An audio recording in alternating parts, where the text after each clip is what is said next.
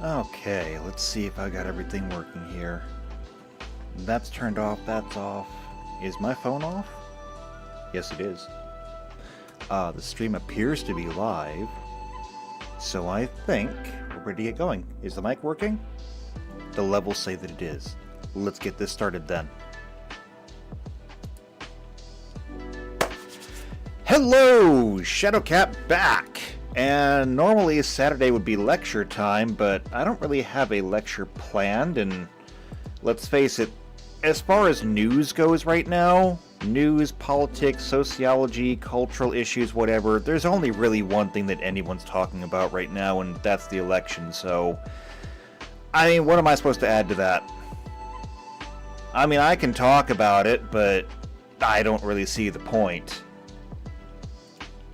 This election has been, is definitely one for the history books because, like, on the one hand, it is probably the most consequential election of this generation, or maybe even the past 3 or 4 generations. And at the same time, it's also entirely pointless because there is nothing that I or anyone else that can say that will affect this election. So, in the one hand, the people have all the power, and the other hand, people have none of the power, and it's the most bizarre dichotomy ever, so it's like, what do you even say about it? So instead of doing that, we're just going to have kind of a sit-down, open chill stream. I'm going to be working on some tabletop stuff, and we're just going to kind of have it out for a couple hours. How does that seem to you? That seem good to you? I mean, if you're here, obviously the answer to that is yes. And if you're not here, then obviously you're not answering that question, so whatever. So, anyway, I look at the chat, I see that JP is in this morning. Hello, JP, good to see you. I see Blizz is here, excellent to see you too. Jeffrey is in, excellent to see you too. I don't usually see you in the streams, or at least not as often, so it's always good to have you in here too. Alright, so, I am going to need to get myself a browser. I hope it's still operating properly. Nope, that is not the right browser. That's some of my research stuff from last night. Never mind. Although, I mean, this is kind of what inspired today's stream was, you know, the fact that I'm going to have to make a battle map for my Star Trek game, and still not sure how I'm going to handle that.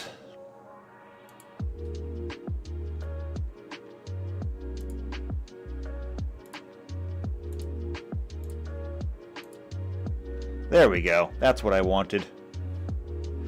Okay, yeah, I gotta make a battle map for the Star Trek game that I'm playing right now, and speaking of, we totally have a Star Trek game going right now. We're playing it in Starfinder. It involves JP and Blizz and Jeffrey and Tux and somebody else named Ryan, and it's fun.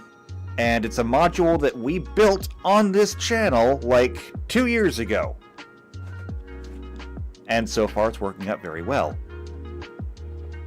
So, if you would like to play in either that game or any of the future games, you're going to have to do a couple of things. You need to join the Discord. The link is down below.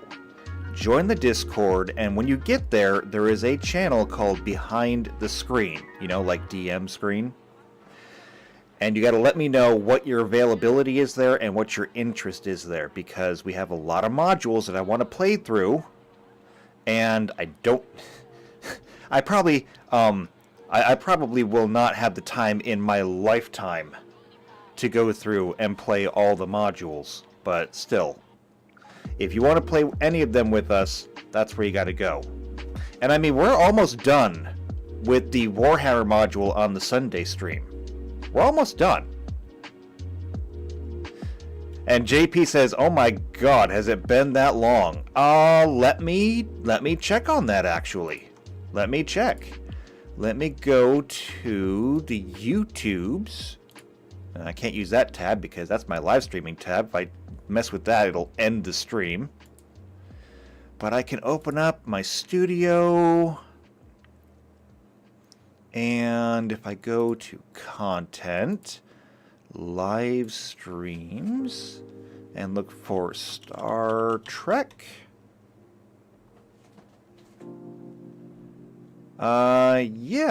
Building a Star Trek module for Starjammer. There's only 4 of them. Did we really finish it in like 8 hours? I mean, that's crazy. Did we really finish it in like 8 hours?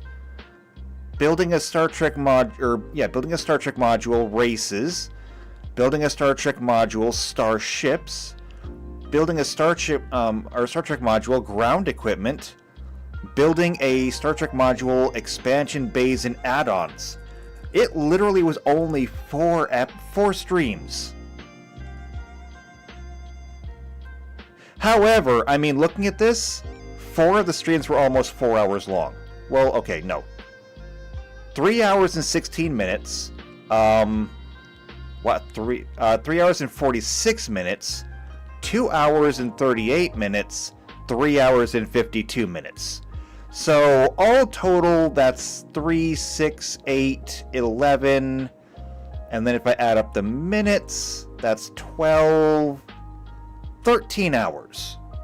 13 hours to make that one.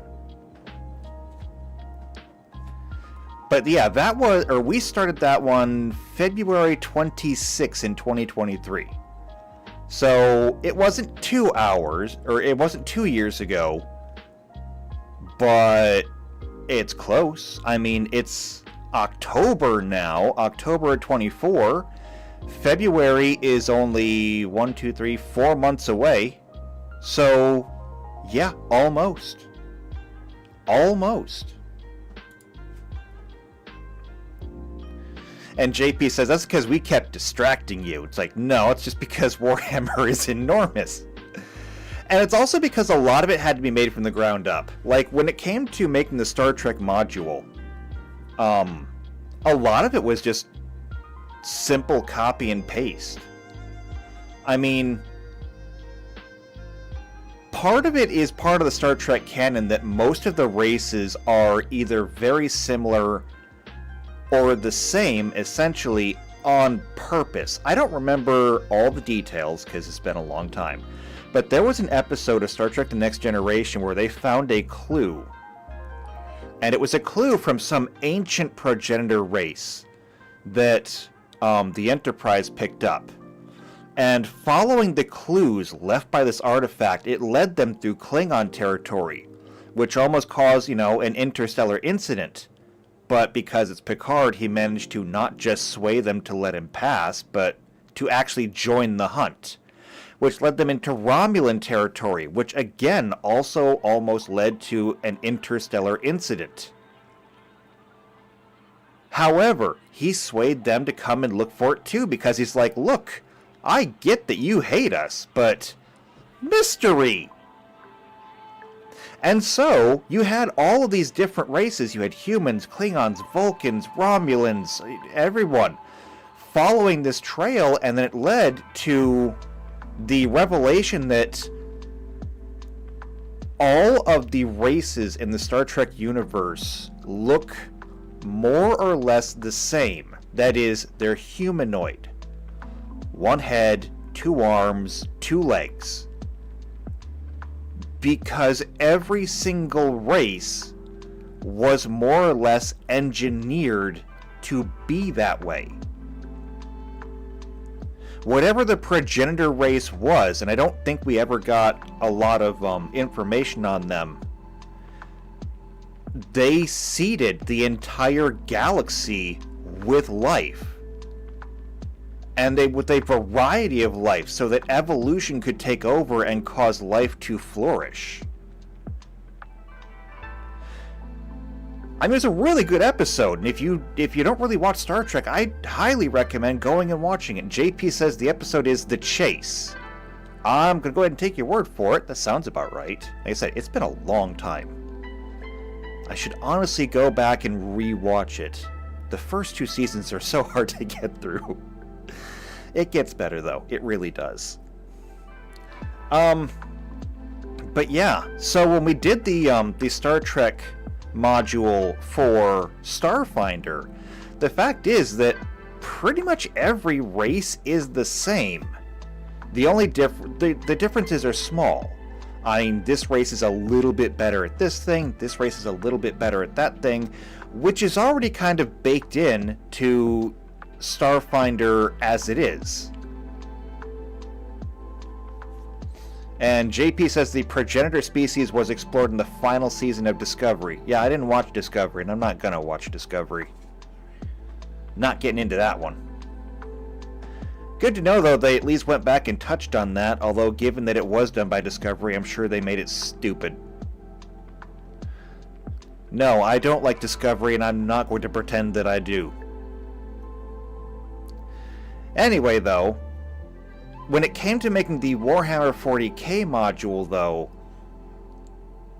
about the only thing a lot of these races have in common was the fact that, by and large, they had a head, 2 arms, and 2 legs. And so that meant that every single one of them had to be remade from scratch. And in the case of, like, the Tau were a collection of, because of their caste system, 5 different races.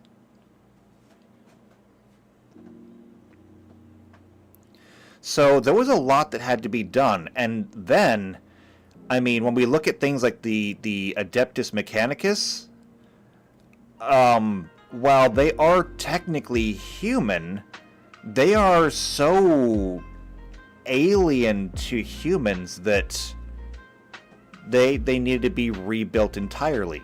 I mean, when it comes to the Mechanicus, and they are my favorite faction, so I can talk at length about them, the Tech Priests would normally, I mean, if you think about it, normally a Tech Priest would be a class, not a race.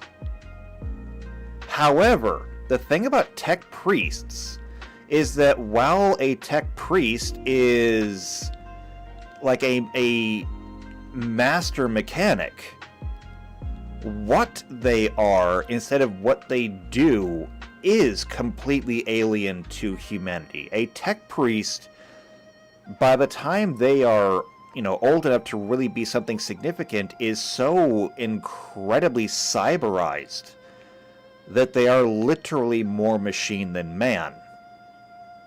I mean, a Tech Priest may only have a few remaining internal organs and a brain by the time they are old. That is no longer human. That is a race, completely of its own. Very similar to what the Borg are in Star Trek. I mean, you can call a Borg a lot of different things, but you can't really call it anything other than its own race. Because no matter what your base race is, they have been augmented to the point where they no longer resemble their previous race. Which is why, in the Star Trek module, the Borg that I made is a template. You can pick whatever base species you want, and then you apply the template to it, and now it's no longer the previous race, it is this other thing.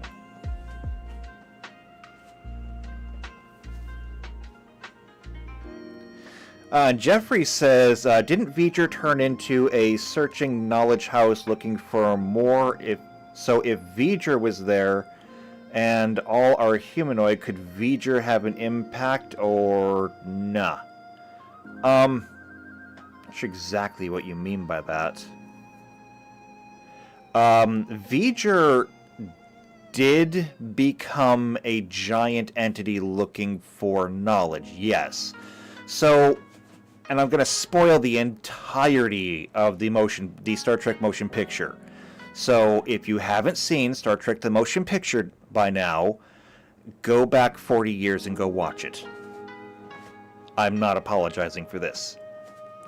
So, in the Star Trek the motion picture, it takes place in an alternate timeline. See, we only launched 2 Voyager probes, Voyager 1 and 2, which, if you haven't been keeping up with, are the first interstellar objects that humanity now has. Both Voyager 1 and 2 have left our heliosphere, and they are now in interstellar space, which is awesome. Well, actually, no, I take it back. Interstellar is the wrong word there. Interstellar is still in the solar system. They are now intergalactic probes, because they are between solar systems. And they are still working, which is nothing short of miraculous. They're not going to keep working for much longer.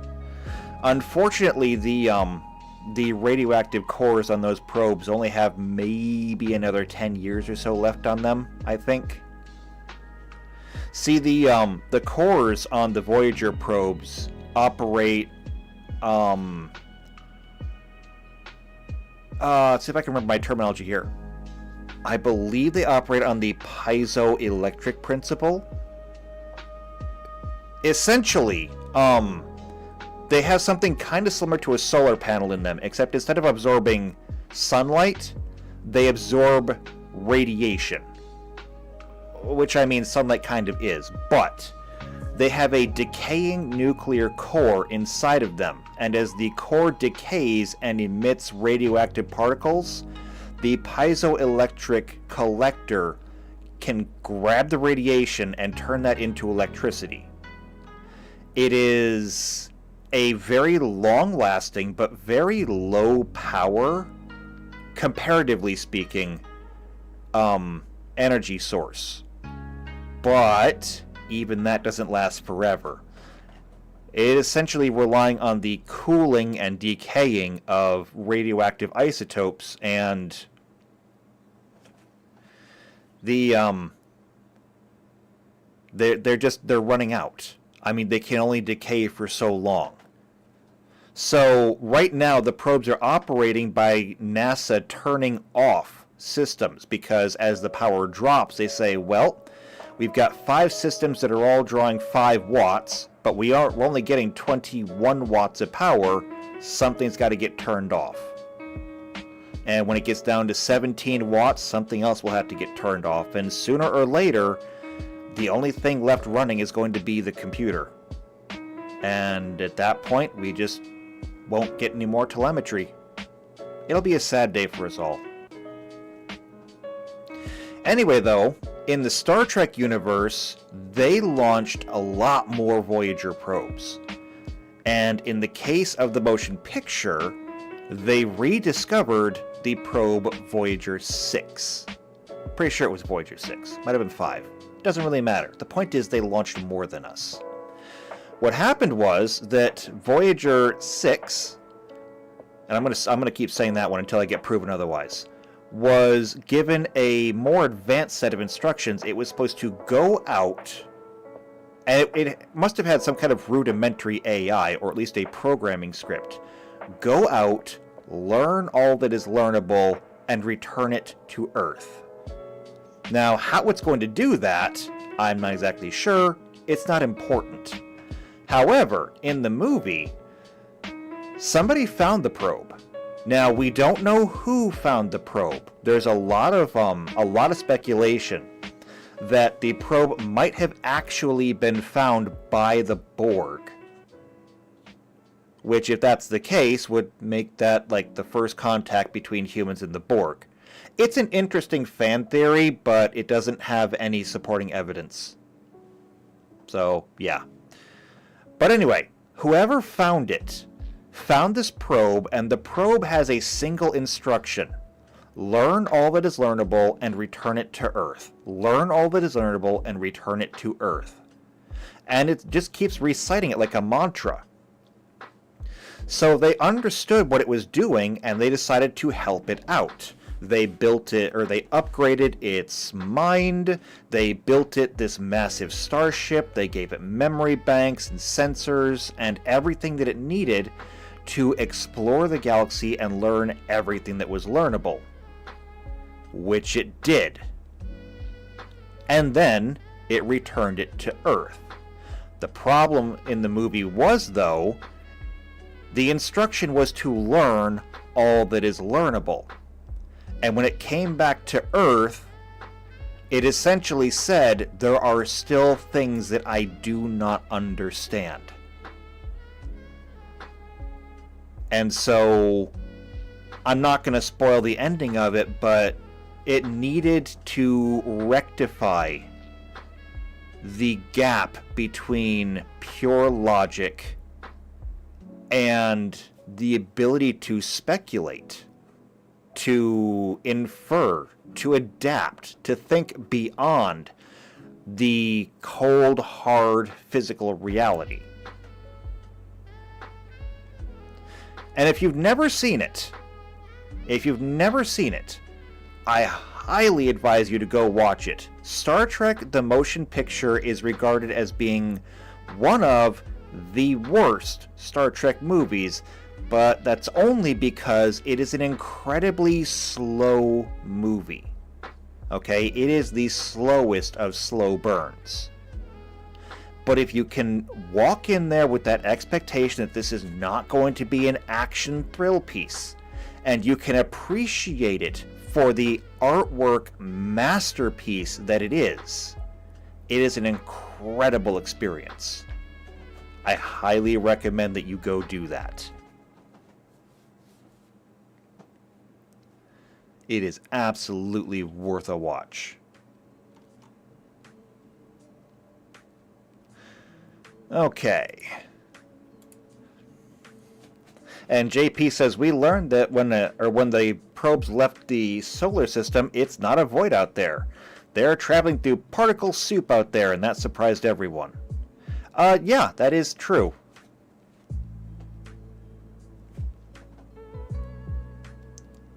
And JPL says, one of the most recognizable sounds in cinema and pop culture is V'ger. Yeah, you know, I kind of wonder how they did that. I mean, I don't know, well, I can't say that I don't know a lot about it. I know a little bit about it. I know how a lot of Foley work operates.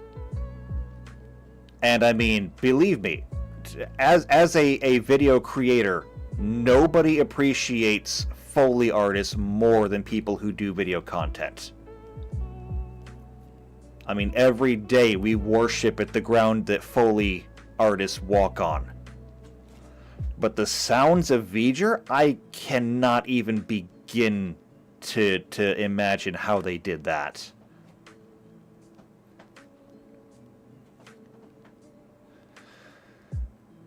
It is cool, though.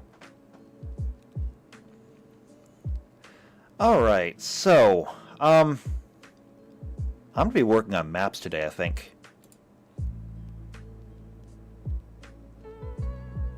So, how big of a map do I want?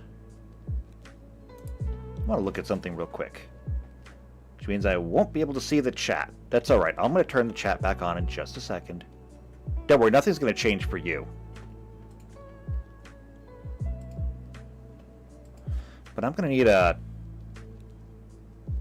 I need to see one of my old battle maps and see exactly what I did there, as well as one of my old town maps.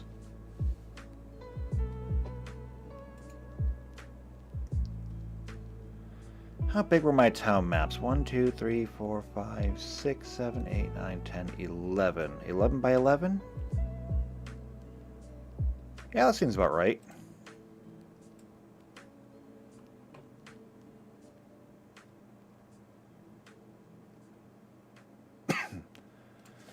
Yeah, that seems about right. Okay. So 11 by 11. And then for my battle maps,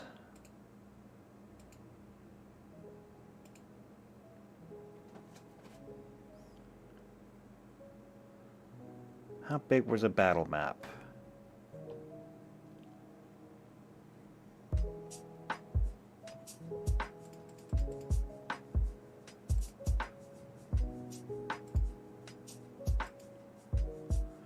That's a lot bigger than I was expecting it to be. Okay, that's fine. We'll make it work. Actually, I don't even need to count here. Let me just go into the settings. Battle map is 51 by 51.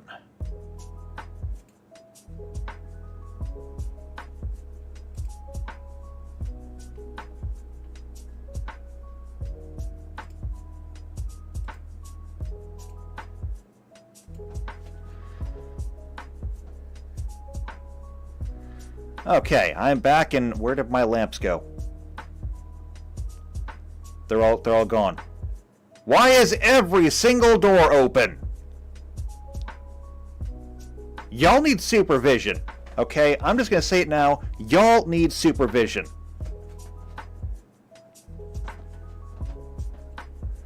It's the last time I turn my back on you.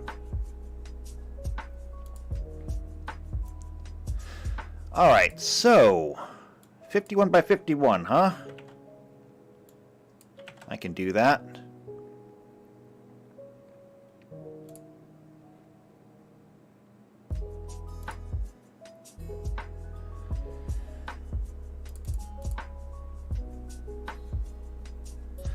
Okay then, so we got a big map. Let's go ahead and change some colors here because this is blinding to look at.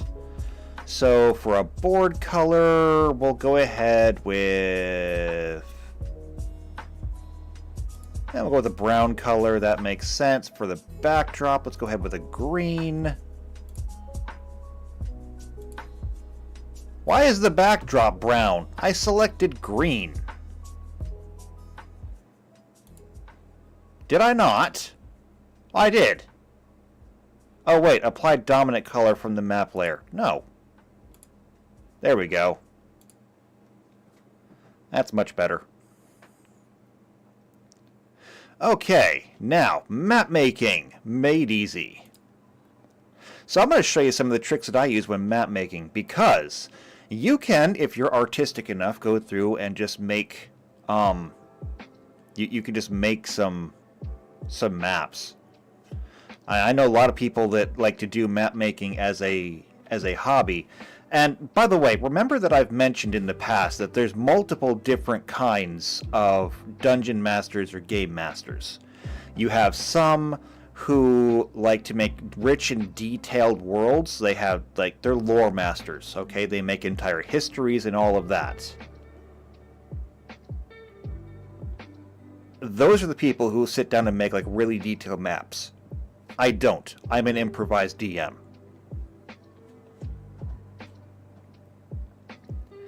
So, I do not sit down and just make a map. I have systems to make maps.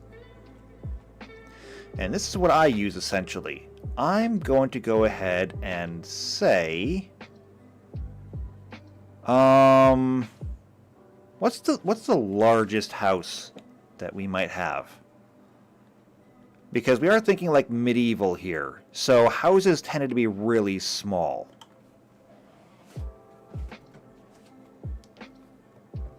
I know, I'll ask the Googles. How big was, if I could spell, A medieval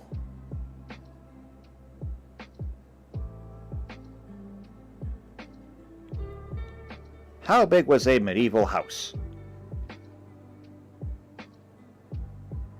Oh, look! An answer from Cora. So, as ever, this question is a long time and covers a wide area, but I know. The typical village house in the 1300s, you would probably have 2 or 3 16-foot square rooms. This seems to be the maximum easily made with a timber A-frame construction from a single oak. Which is about what I'm thinking of. So, 2 or 3 16-foot rooms. If we just knock that down to 15 foot, that's 3 by 3 squares. So, maybe use D10s. Well, actually, no. Maybe use D12s, because then I'll average 6s and 7s. So, we'll do this. We'll go with, we're going to roll 2 D12s. Okay? Go with 2 D12s. And for this, it's going to be a very simple rise over run. If you've ever done mathematics or construction, you know those words very well.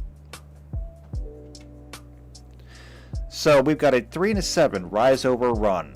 And what we're going to do is I'm simply going to make a rectangle, go with this color for it, and we'll go ahead and make extra large lines, and it's going to be 3 and 7, so 1, 2, 3, 1, 2, 3, 4, 5, 6, 7. Okay? And that will be our first building. And then we're going to do this again. 1 and 11, I can't have something that's only 5 feet wide. 10 and 4. Okay, so rise over run is going to be 4. That's 2, 3, 4, 5, 6, 7, 8, 9, 10. I'm also going to need to have a center line here. I'm going to need to have a center line.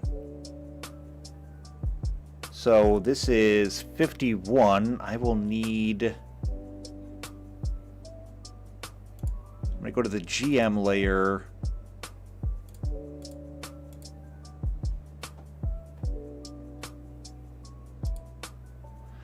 So this will be 1, 2, 3, 4, 5, 6, 7, 8, 9, 10, 11, 12, 13, 14, 15, 16, 17, 18, 19, 20, 21, 22, 23, 24, 25, 26. Perfect, right here.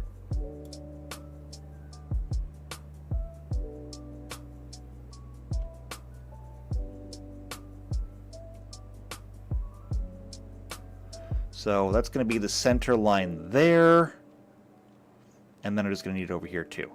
So 1, 2, 3, 4, 5, 6, 7, 8, 9, 10, 11, 12, 13, 14, 15, 16, 17, 18, 19, 20, 21, 22, 23, 24, 25, 26. So right here.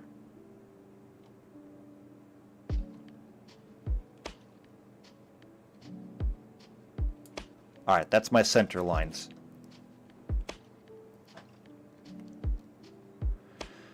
Perfect. That way I know where I don't really want to intrude. Perfect. And let's see. Jeffrey said, the way you react is almost the same confusion I had when the stall doors in my skull went missing. That sounds interesting.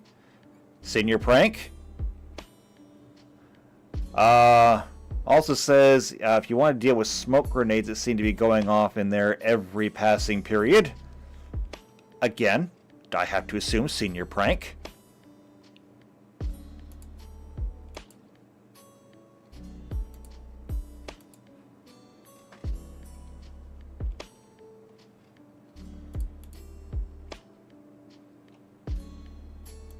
Now see, we never got to do senior pranks. Towards the end of the year, we had police on campus all the time because they're like, you pull this this year, you're going to jail. Period.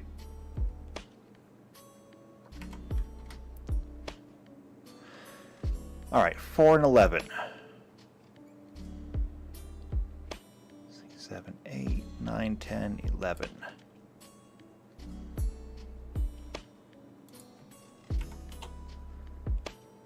Can't have a 1. 7 and 5.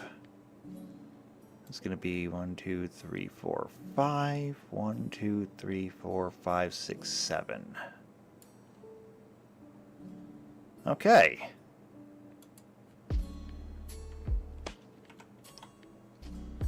Nine and 3. 1, 2, 3, 1, 2, 3, 4, 5, 6, 7, 8, 9. And Jeffrey says, sorry? What are you sorry for? Don't be sorry for anything. It's all good here.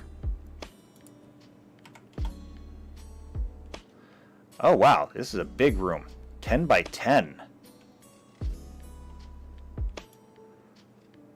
2, 3, 4, 5, 6, 7, 8, 9, 10.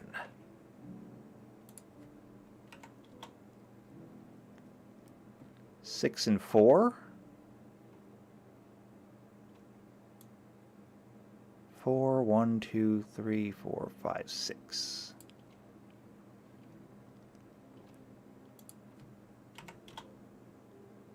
Can't have any 1s. 4 and 4, though. I can do that. Where did my mouse go? There it is.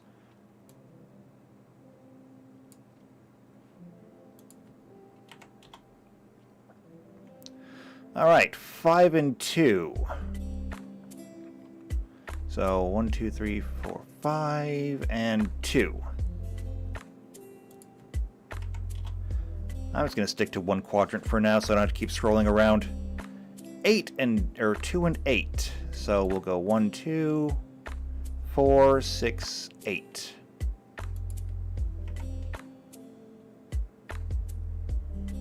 Five and 12. Can I fit 12 here?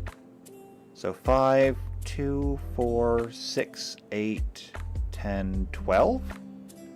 Yeah, that takes it all the way out to the road. But yeah, we can fit that there.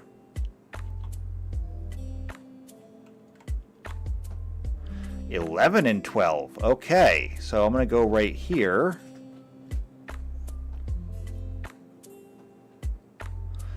And I'm going to say, all right, the rise is 11, so it's going to be 1, 2, 3, 4, 5, 6, 7, 8, 9, 10, 11, 2, 4, 6, 8, 10, 12. Hope I get some smaller buildings. 12 and 8. That's not going to fit here. Can I fit it over here somewhere? Yes, I can.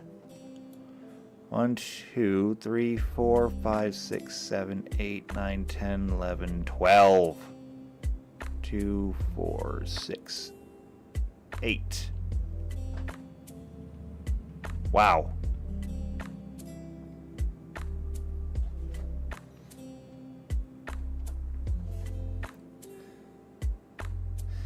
Oh, Jeffrey says the only reason I called it that is because one day I went in there and was met with a wall of smoke and like 10 people huddled together. I just turned around and went back to class. Fair enough. You have no idea what kind of arcane ritual you just walked into.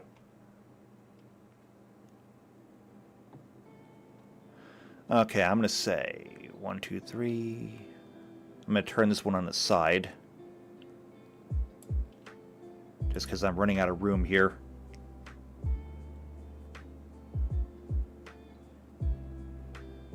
Actually, no, I take it back. I could do this differently. This one was 11 by 12.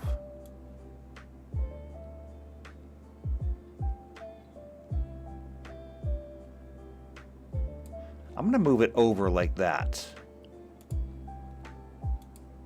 Actually, I probably could have literally just moved it.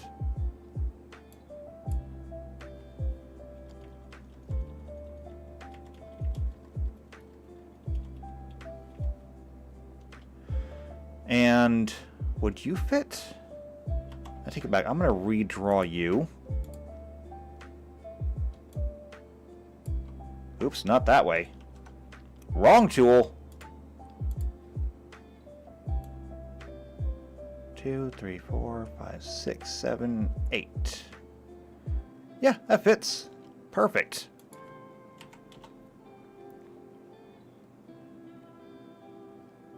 Now, and an 11 and 8. So 1, 2, 3, 4, 5, 6, 7, 8, 9, 10, 11. By 8.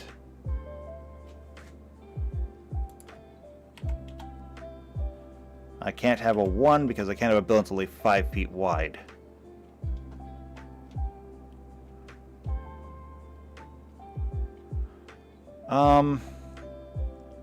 Alright, I'm going to improvise here a little bit.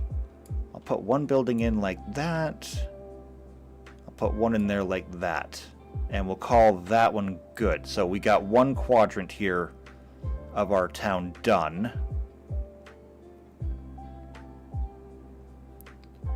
This one says it's 11 by 8. So 3, 4, 5, 6, 7, 8, 9, 10, 11, 2, 4, 6, 8. And that one is 10 by 10. Big numbers. So it's 3, 4, 5, 6, 7, 8, 9, 10.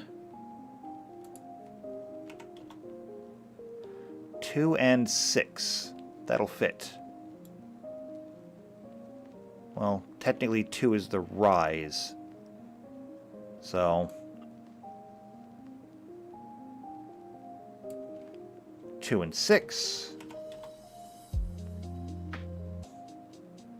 12 and 2.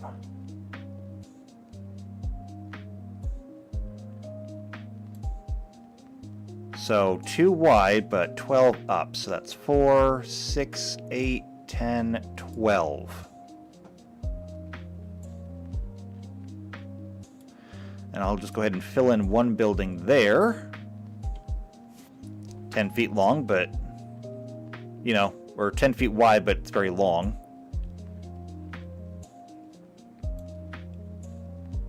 And I can fill in one there, and one there. And last quadrant. 5 and 7. So 3, 4, 5, 2, 4, 6, 7.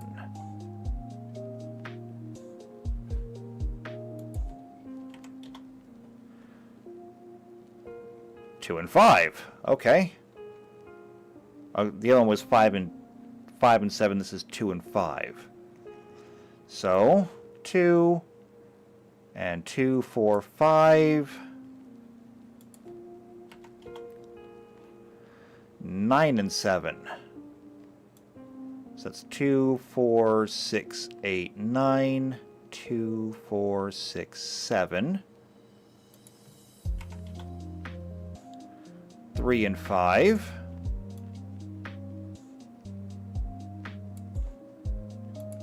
Perfect. 11 and 10. Will that fit in here? So 2, 3, 4, 5, 6, 7, 8, 9, 10, 11. 2, 4, 6, 8, 10. It will fit.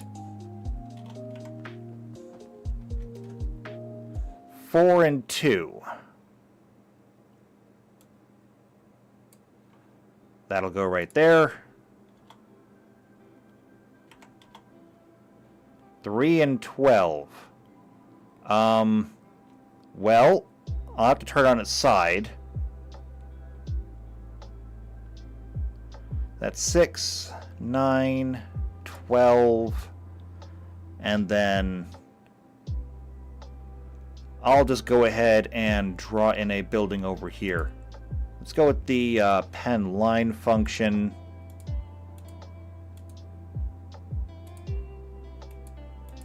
And we'll do that instead.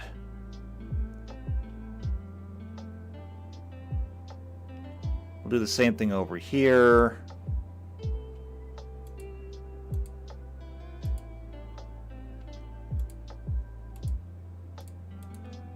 We'll do that.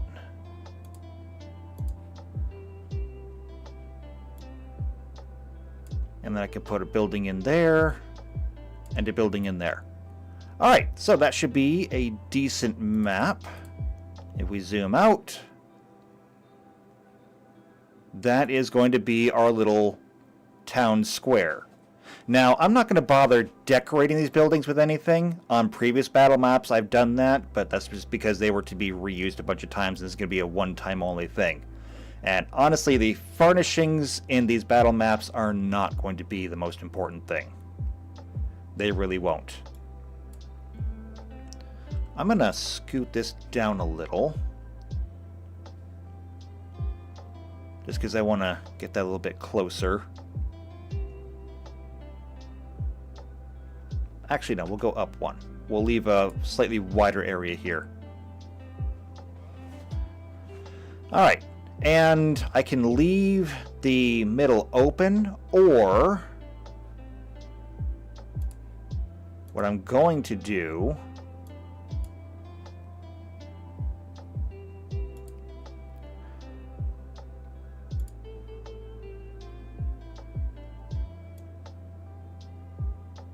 is I'm going to draw that in.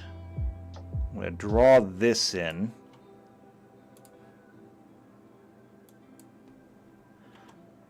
No, don't do that. Bring those back. Why? Why are you selecting all of them when I'm clearly only selecting one?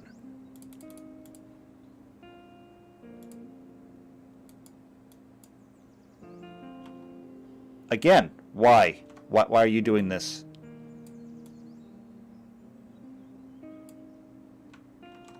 I don't understand.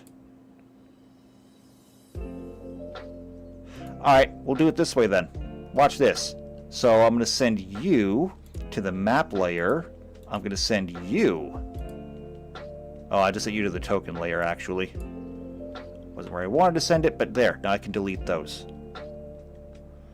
So I go to the token layer. I can send you back to the GM layer now.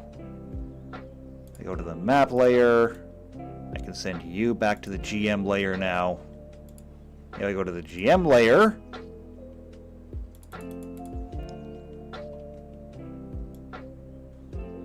I can now draw these in. And I know what you're thinking. It's like, wait, hold on. What did you do there? That seems pointless. Why would you do that? Well, there's actually a really good reason. So, when doing the battle maps, it's important to know where you came into the map and where you came out of the map. And by and large, unless you declared that you're going to be taking like the back alleyways somewhere, your party is usually walking on the road. However, not everywhere has a road. So, what I can do here is, by doing it this way, I can simply roll a couple of dice and say, alright, where are the roads here?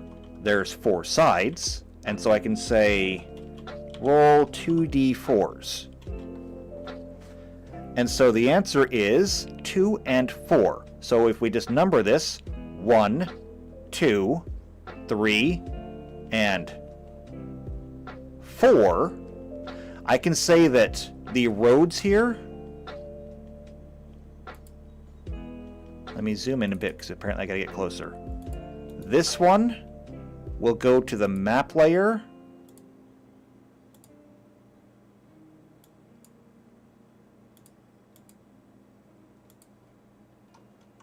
Come on. Stop being a pain in my ass. There we go. And this one can go to the map layer. And just like that, I now have the two roads in and out of here. I can still see these other roads, but the players can't. So as far as they're concerned, this is just open space. And so the road comes in from the west and it goes to the south. And now we have a battle map. This map will suffice to do pretty much anything we want to do. So there is open space where we can have great big conflicts. There are alleyways where people can hide or flee. Or, you know, if you plant things tactically enough, you could even pincer people inside of these to hold them in place and murder them or whatever it is you want to do. There's some larger areas where you could have pockets of melee combat, places like these.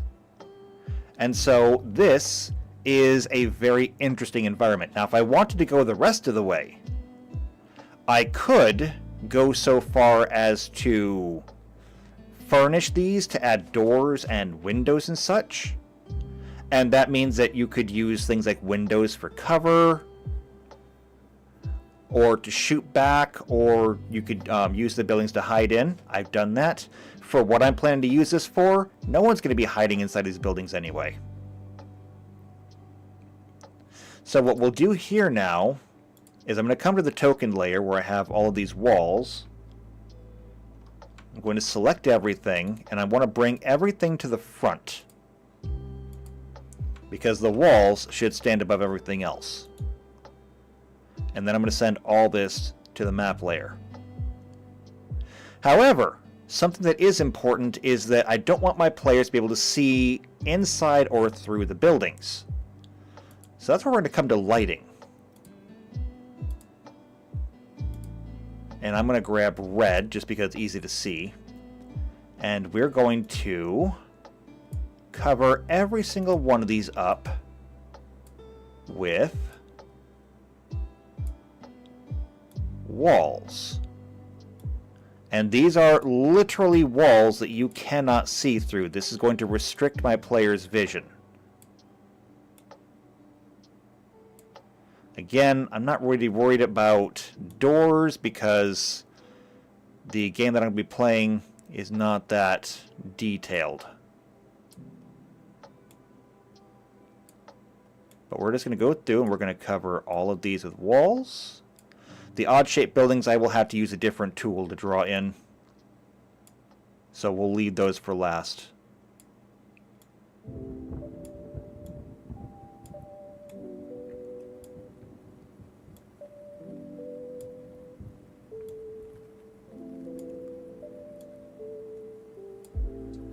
And by the way, as for color choices, this is going to be an area with a dirt ground and stone roads. But you can make them pretty much whatever you want just by changing the colors. If I change the brown to green, it could have a natural grassy area to it, although that, in my experience, doesn't really seem to fit with an area that is well traveled. I could change the road to a different type of brown for just a regular dirt road. Or if it's all dirt, then I don't even really have to do anything. And I can just leave it as is. And that essentially means that players can come and go from whatever angles they want.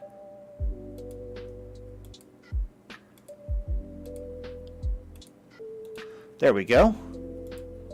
And so now, if I leave this as is, players will not be able to actually see the walls because they cannot see through anything that is red, and right now the red is covering everything. So I'm going to select everything and I'm going to change from extra large to thin. And it's going to make those lines super thin so you can still see the wall, but you can't see through it.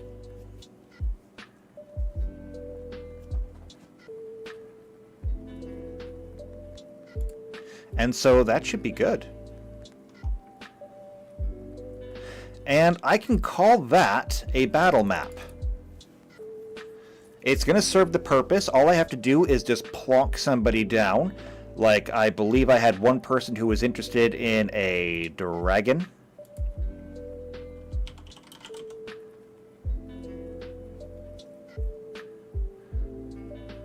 And so, that's a dragon turtle. Jeffrey says, oh, no fire chairs? Look, I'm not going to put chairs in it because I don't think I need to. But, you know, if you find a chair, you can set it on fire. Jeffrey says, but wait, fire table. More damage to more people. Only if you flip it on them. JP says, birth of a fire nation. And Jeffrey says, yo, that would be a cool D&D campaign. Well, actually, I have good news for you. We can do that, okay? We can totally do that. Because if you're talking about like an Avatar campaign, I have something for you. Let me grab a browser here. There we go. D20 PFSRD. Thank you. And I'm going to send this to there. Perfect. Okay. So, good. I'm already on classes. That's exactly where I wanted to be. So you're already familiar with most of the classes here. We have the staples: Barbarian, Bard, Cleric, Druid, Fighter, Monk, Paladin, Ranger, Rogue, Sorcerer, Wizard. Okay? These are the classic classes. These have been D&D staples forever. Pathfinder, however, expanded on that. So, whereas not only do every single one of these have multiple archetypes to them, they added new classes. They added the Alchemist, who does exactly what you think. They mix chemicals to create things. In this case, mostly potions and bombs. And they can make all kinds of bombs. They can make explosive bombs. They can make dirty bombs. They can make glue bombs. They can do all kinds of stuff. Cavaliers are knights in shining armor, literally. Gunslingers. Do I need to? Inquisitors are... God, how do I explain Inquisitors? Inquisitors are kind of like vampire hunters, except it's not just vampires. They hunt every beastie of the night. Like, I remember I brought up in a previous conversation with my tabletop group, I brought up Castlevania. So the Belmonts would be Inquisitors. They don't just hunt vampires, they hunt everything. A Magus is literally somebody who uses magic and weapons together. So a fighter can pick up a magic fire sword and they can do fire damage with it. A Magus can take their spells and imbue them into their sword and create whatever kind of sword they want. Duras, they're kind of like paladins, but different than paladins. It's complicated. Oracles, they try to see the future. Sometimes it works. Shifters. So every druid has the option of turning into an animal. Shifters are like that, but to the exclusive and to the extreme. Shifters are werewolves. However, you don't have to be a werewolf. When you become a shifter, you can technically pick whatever animal you want, and there you go. Summoners are just that. They can summon their own friends. I love playing Summoner. Witches are kind of like warlocks. I mean, there's no warlock in Pathfinder, but the witch essentially fills that role. Vampire hunters are stupid because we already have inquisitors. I don't understand why they had to include that. And then vigilantes, they're complicated.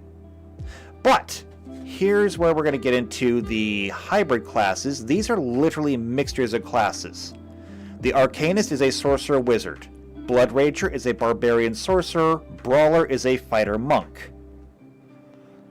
It's pretty straightforward. What I want to get into, though, is... Here we go, a kineticist. So when you talk about playing an avatar game, what essentially we would do is we would just remove all other classes except for Commoner, Warrior, Expert, and Aristocrat, the NPCs. These guys. We would keep these guys. So you could be any one of these, or you can be a kineticist. So, I'm just going to read directly here. Kineticists are the living channels for elemental matter and energy, manipulating the world around them by drawing upon their inner reserves from their own body.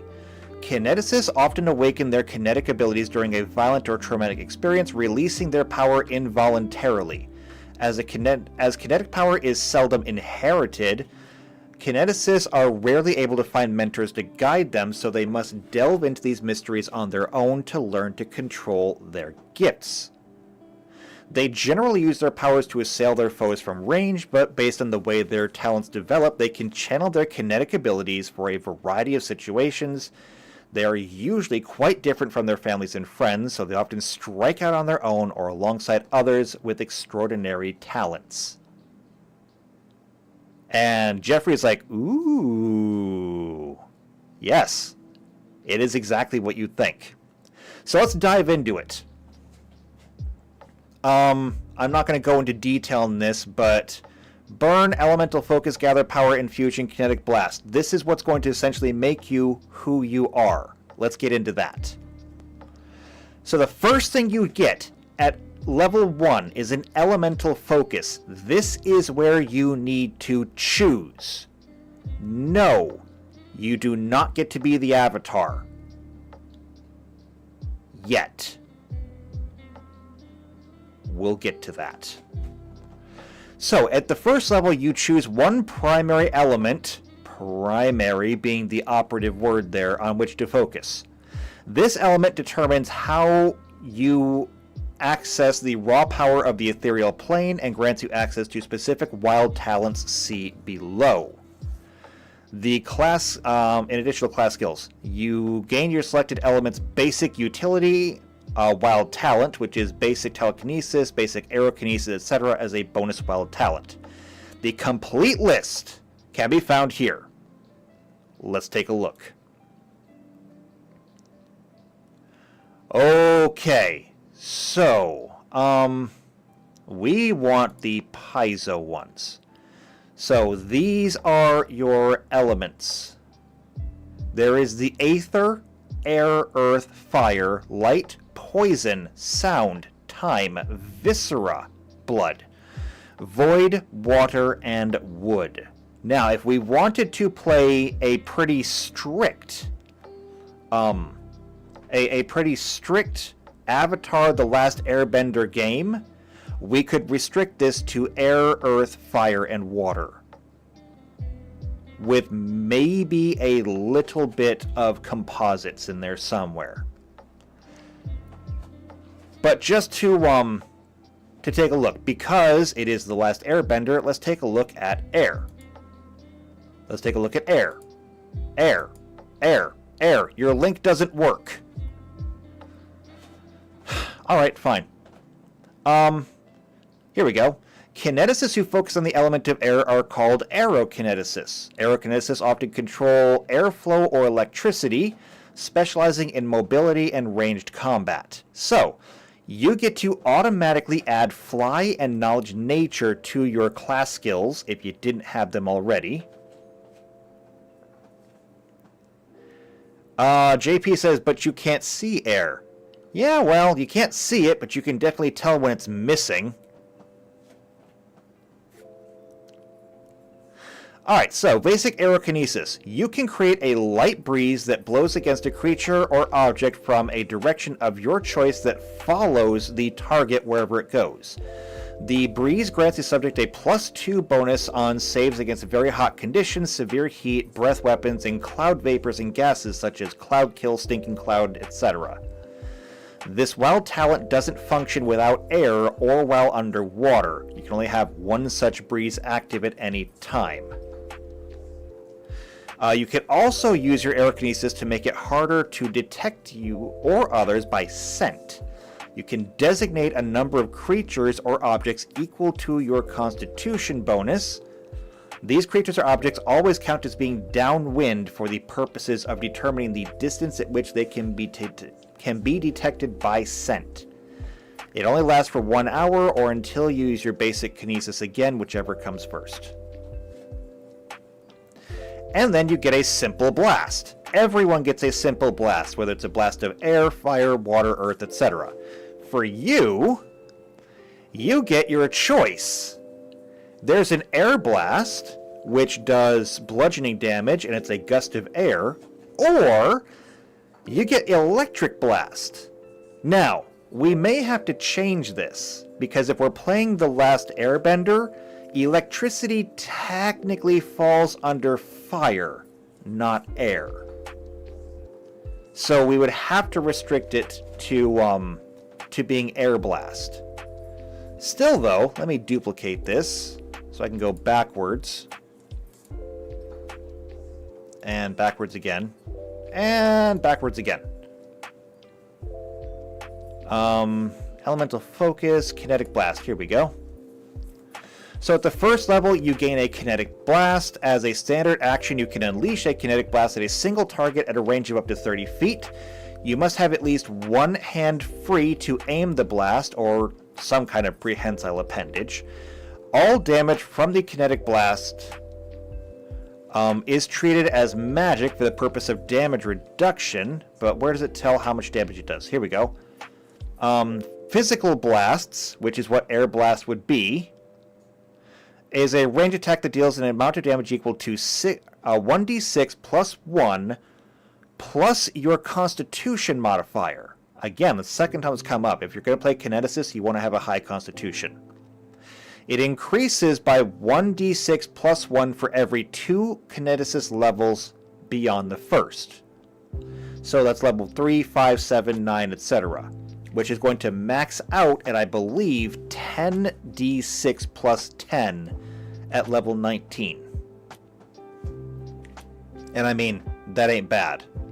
Energy blasts do the same thing, except it's 1d6 plus half of your Constitution modifier, and then it increases by just 1d6. The reason for that being that there's a lot more resistances to, no, there's not as many resistances to things like that. Then there's Composite Blast, but we'll get into that in a second. Then there's Gathering Power.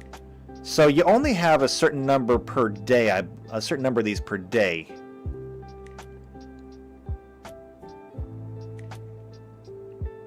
Right?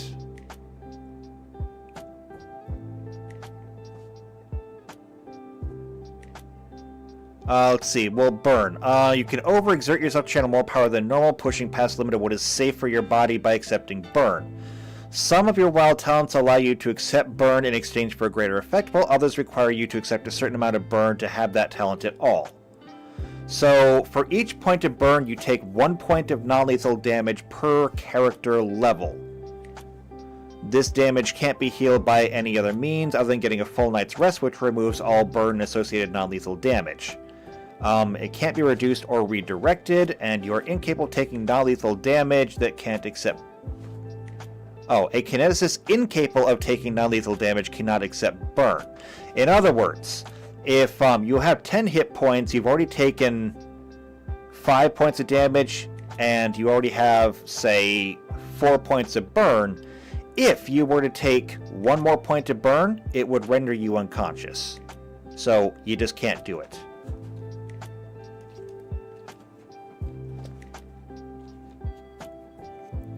So, when you do that, You can only accept 1 point of burn per round. It rises to 2 points of burn at the 6th level and 1 additional point every 3 levels after that. And when you burn, that's when things start to happen.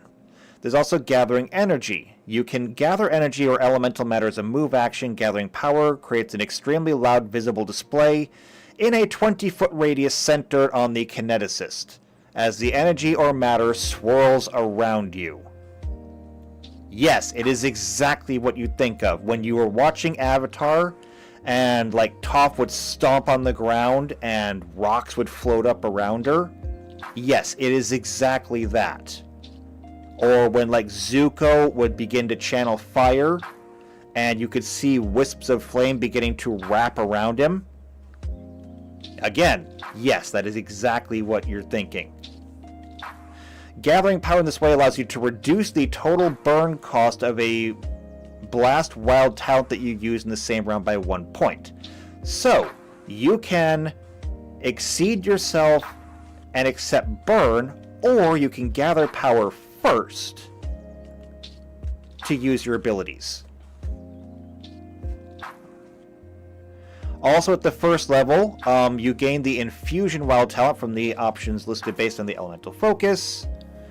And we can look at that here. So, Enveloping Winds, Hurricane Queen, no. Where's the Infusion?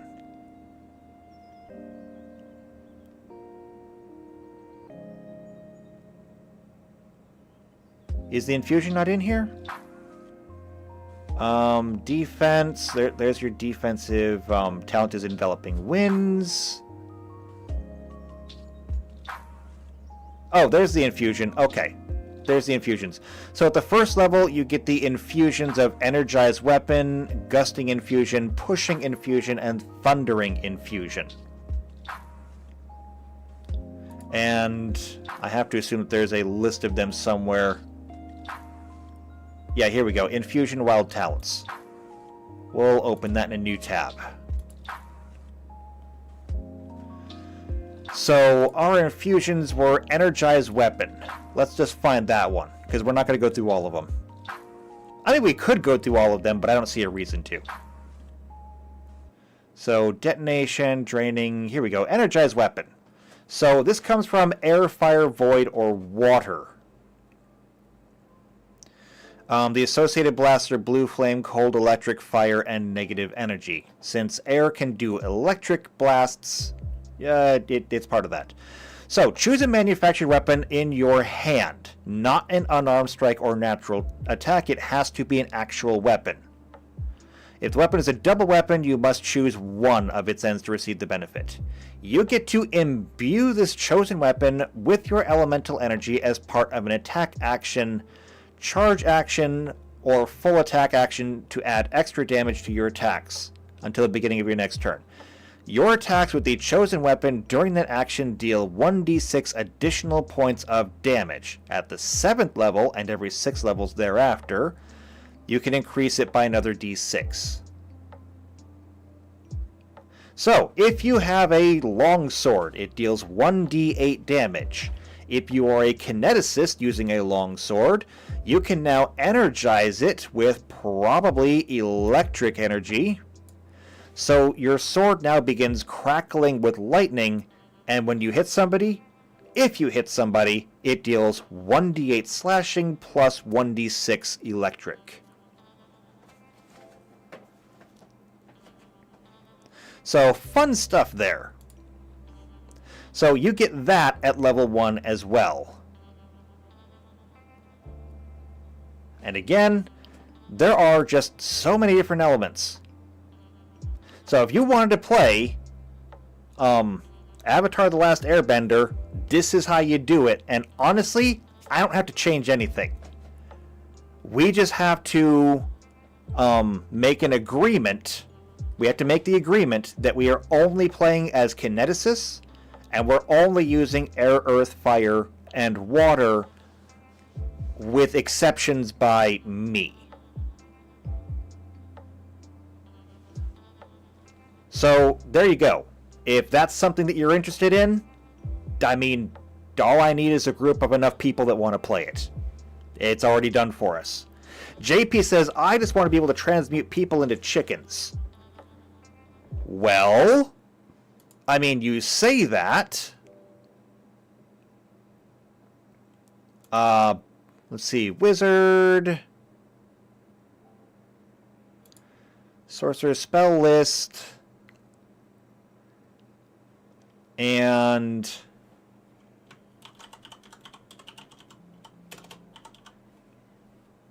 polymorph. Polymorph familiar, true form, adjustable polymorph, baleful polymorph. Here we go. Baleful polymorph. Oh, and Jeffrey says, hang on, will we do anything during the 100-Year War or after? Honestly, that's up to you. Where it takes place is up to my players. I'm just running the game. I'm running whatever game you want. As for JP wanting to transmute people into chickens, baleful polymorph. So it is one creature. The duration is permanent. Okay, I cannot express enough. Permanent. This is as Beast Shape 3, except that you change the subject into a small or smaller animal, no more than 1 hit dice. The new form would prove fatal to the creature, such as an aquatic creature not in water. The subject gets a +4 bonus on their save. If the spell succeeds, they must also make a will save. If the second save fails, it loses any extraordinary supernatural or spell-like abilities. It loses the ability to cast spells. If it even had that ability, it gains the alignment, special abilities, and intelligence, wisdom, and charisma scores of the new form. It does still retain its class and level, or hit dice, as well as all benefits deriving therefore, such as base attack bonus, saves, and everything else. It retains any class features, although it probably can't use any. Basically, if you fail your fortitude save, you're going to be turned into a chicken. If you fail your will save, you will believe you are a chicken. And since it is as Beast Shape 3, the options here for Beast Shape 3, you can either become a diminutive or a huge creature, but I'm relatively certain here, and let me just back up a little bit. Familiars. Here we go, familiars. Because chickens are totally a familiar, they are a tiny animal, which means, yes, using Baleful Polymorph, you can totally turn somebody into a chicken. It's that simple. Now, it's interesting that you brought up Avatar: The Last Airbender, and then JP brought up transmuting people into chickens. Because if you want to talk anime and you want to talk transmutation, we can also totally do a Full Metal Alchemist. So in Full Metal Alchemist, people use their form of alchemy to transmute basically anything. However, that being said, the way they use alchemy in Full Metal Alchemist is basically magic. If we wanted to do Full Metal Alchemist as a tabletop game, it's real simple. Again, just like with Avatar: The Last Airbender, we strike all classes except for NPC classes, and we allow Wizard. However, we restrict wizards to only transmutation. So, transmutation, you would only be able to do things like these chameleon scales, jolt, mage hand, mending. I mean, mending is pretty obvious because that's literally what alchemists do half the time. Things like open, close, stuff like that. And if there's no explanation, we simply hand wave it as it's just alchemy. If we go to level 1 and we scroll down, here we go, transmutation. Alchemical tinkering, transform one firearm or alchemical item into another. I mean, how many times do we see Edward transmute guns? Alter winds. Alter Winds is literally what the Flame Alchemist does. So when Roy Mustang is transmuting fire, because he is the Flame Alchemist, he's not actually controlling fire. What he does is when he snaps his fingers, he creates a spark. But the actual transmutation is the air around him. He transmutes the oxygen content in the air to create lines that the fire will follow. He is literally using Alter Winds. Animate Rope is obvious. Ant Haul is human transmutation. It is adjusting your body to be stronger. Blood Money, we probably wouldn't need, but maybe. I don't know. Body Capacitance. Store electricity inside of your own bodies and then release it against somebody else. I think there might even be some alchemists that do that. Break. Give an object a broken condition. So literally just clap, touch, and broken. We could totally do a Full Metal Alchemist campaign. We just restrict everything to transmutation wizards. And that's all we really need.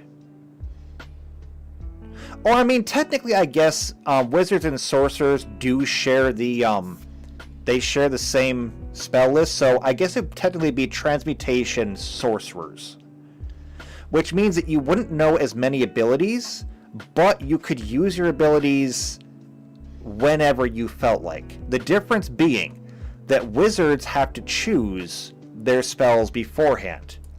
You have to say, I'm preparing these spells for today. And if you need another spell as a wizard and you don't have it, you have very limited options. Most wizards can pull out one spell per day that they didn't have prepared.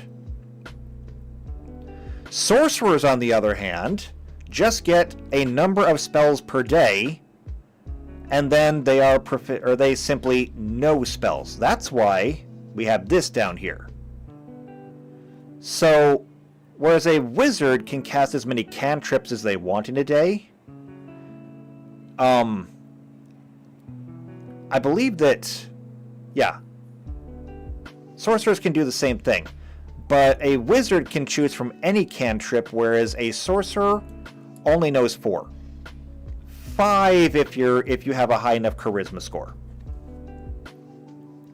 They only know 2 first level spells at level 1. But they can cast 3 spells per day. And so it's up to you how you want to use it. You can use all of one, all of another, or you can mix it up however you want. So perhaps we would go making we would make our alchemists sorcerers, but again we would restrict them to the transmutation spell list. And I mean, this can get really interesting. Like if I go all the way down here,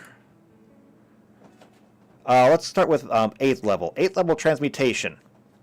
Angelic aspect. So you can transmute yourself into an angel. Form of the alien dragon. Same thing. Exotic dragon. Form of the dragon. You basically just transmute yourself into a larger dragon. Frightful aspect. You can change your appearance to become absolutely horrifying. You can grow your body. You can change your body to become living iron. Does that sound familiar? That's literally how greed works. Except instead of using iron, he uses carbon. Phasic challenge. You can essentially rip yourself and your enemy out of the normal material realm so that only you can interact with each other. Nobody else can interfere. It is the literal example of I'm not locked in here with you, you're locked in here with me. Because once you've ripped them out of the material plane, they're all yours, and nobody can save them. Polymorph any object is exactly what it says. It sounds like. It changes anything into literally anything else. So it functions like greater polymorph, except it changes one object or creature into another. You can use a spell to transform all manner of objects and creatures into new forms. You aren't limited to transforming a living creature into another living creature. You can turn somebody into a chair. Or you can turn a teacup into a bird. You can literally do whatever you want. The only thing that changes is the duration of it.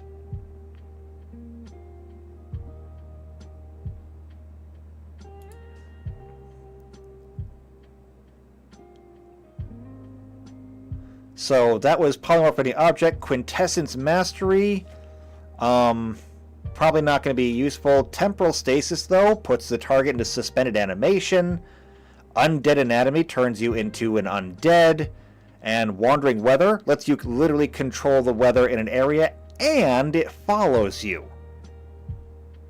So if you make it a sunny day around you, it is a sunny day wherever you go. And then we get into 9th level, which there's a few. Curse of the Fell Seasons, you get to actually change the weather, and it remains permanent. Etherealness lets you travel to the ethereal plane, which I guess in the case of Full Metal Alchemist would be literally through the gate. The Gate of Truth.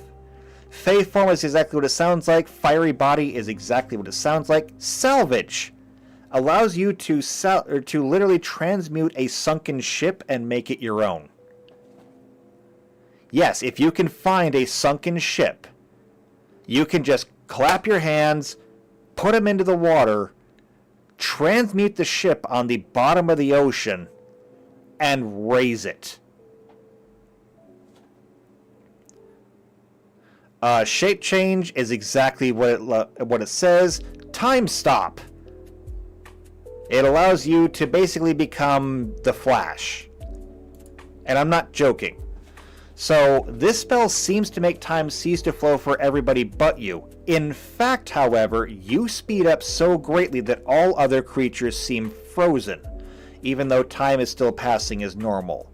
You are free to act for 1d4 plus 1 rounds of apparent time.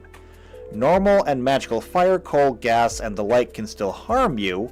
While Time Stop is in effect, other creatures are invulnerable to your attacks and spells. You cannot target such creatures with any attack or spell. And a spell that affects an area has a duration longer than the remaining duration of Time Stop have their normal effects on other creatures once Time Stop ends. Most spellcasters use the additional time to improve their defenses, summon allies, or flee from combat. They basically say that you can't harm anything, however, I do believe that is open to interpretation. Like, for example, and I like to bring up this example, if anybody has seen the movie X-Men... Which one was it? I want to say Days of Future Past? Or was it First Class? I'm not sure. Either way, the movie with Quicksilver in it. When he went and he showed off his speed, literally everybody was everyone was holding still. And it allowed him to run around and basically do everything. He could redirect bullets, and because, and this is one of the things that I love about that movie, because they understood that force equals mass times velocity, and his velocity was extreme, he could literally throw people across the room with just a push. Just because, from their normal perspective, they're getting hit that hard, or at least that fast. So, I'm not entirely certain that I would necessarily ban attacking people while you're in Time Stop, even though that's what the spell says. I don't know, I always thought that was kind of weird. But I also have to explain that spells are basically just programs. The way spells are written, they use chance incantations, they use material components, things like that. They are, for all intents and purposes, a computer program. And if you try to use the computer program the way it's not meant to, it usually crashes. Or in this case, the spell ends. So when it says that you are not allowed to target somebody with an attack or spell, it's usually because it's literally baked into the spell. You can't do it. Still though, fun. Transmute blood to acid. It's literally what it sounds like. It's awful. Transmute a golem or world wave, which literally lets you ride a wave of earth across the globe. Transmutation is fun. So yeah, if you wanted to play Full Metal Alchemist, this is how you do it.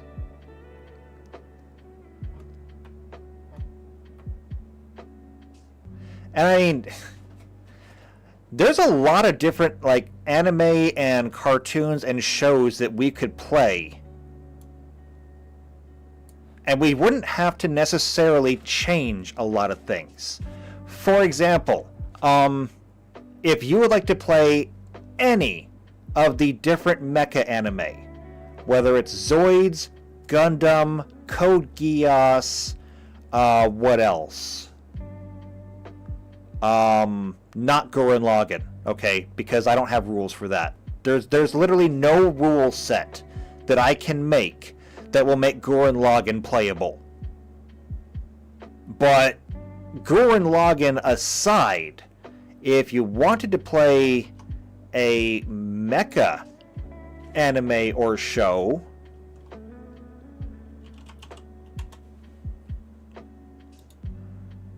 move this tab. We simply come down here and we go to Ultimate Vehicles.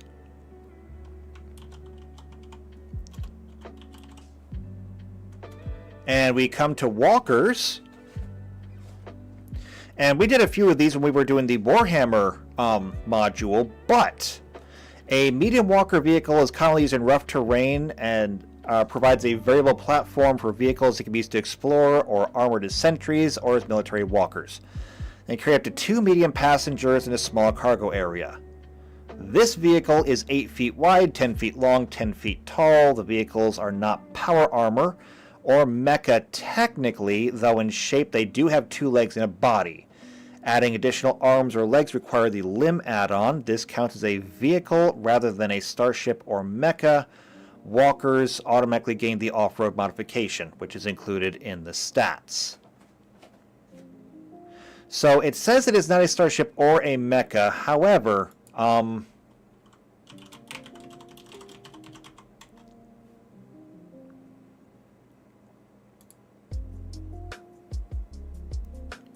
we do technically have some rules for mechs. Let's send this one over. So on the Archive of Nethys, I do have some rules for mechs. And so these are immense robots that combine armor, agility, and firepower into one devastating package piloted by one or more operators. In Starfinder, they represent powerful tools for PCs to confront mightier foes than they could unaided. PCs might custom build their own mechs, salvage the technology in the field, or pilot mecha provided by powerful patrons. So, I mean, we can look into these. Frames. Full rules on frames. There's a lot in here. Drop ships, fury jumpers. These are all just going to give you the base stats for them. But I mean, like, here's a Juggernaut. It's a colossal combat mech. The base HP is 10. So, kind of like, you know, starships have a different set of hit points. Same thing here. But if we look into it, just shows the same thing. So the cost is 4 times per tier. And I think it might go off of your party's tier, kind of like starships do. I'm not as familiar with this one because I haven't really used it. I've used ultimate vehicles to make all of my different vehicle or mechs, just because it seemed easier. But I mean, lower limbs, biped agile, biped basic, biped fast, heavy, or you can make it hover pads, you can make it a quadruped. So if you were playing like Zoids, I mean, this is pretty much how you're going to do it. This will cover pretty much everything except for your bipedals like a Gogulus, or the wheeled ones like a Gustav, which I guess would fall under tracked actually. Limbs upper, if we're playing something like Gundam, just arms. Basic arms that can hold weapons but give you few other benefits. There's powerful arms, assault arms, precision arms, tough arms, you know, good stuff like that. So yeah, if you want to do any mecha anime, that's pretty much how you do it. Other than that,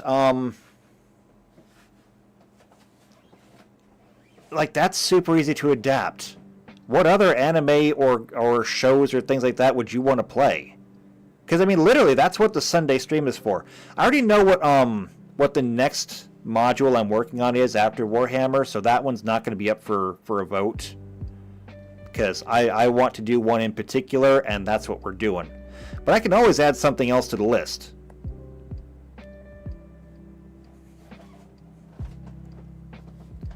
The other thing that I really do not have right now is I want to make a shonen module, because anything that is like Dragon Ball Z, Naruto, One Piece, Bleach, anything like that that has like really high power levels in it, I don't have anything for that yet. It's on the list. It's on the list, okay? That's all I can say.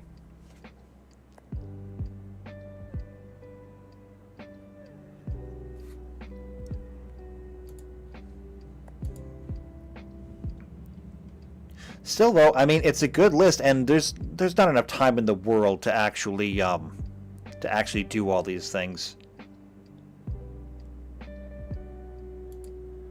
Like, I would need to like triplicate myself to be able to run all this stuff.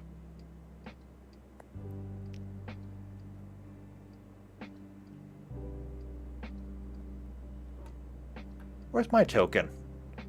I know I have a token in here. Yep, there it is. Boop. Okay. So here's what I'm going to do. I'm going to go ahead and give it vision. Save those settings. I'm going to come into the settings here. Dynamic lighting is going to be on.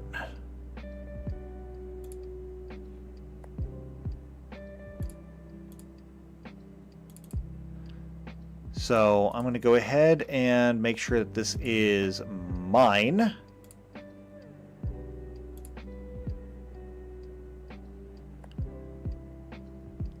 And then I'm going to need some daylight.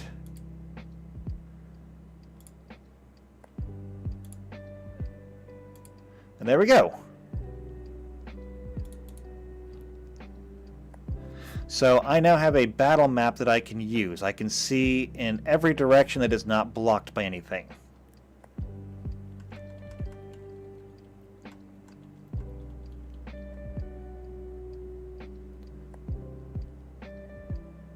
Now, if there was an actual player who was doing this, it would look different because they can't see inside of all the buildings and everything else. Which can be a little bit annoying for the players, but, I mean, it's restricted for a reason. But yeah, battle map. And like I said before, I think I have somebody else who wants to play as a dragon.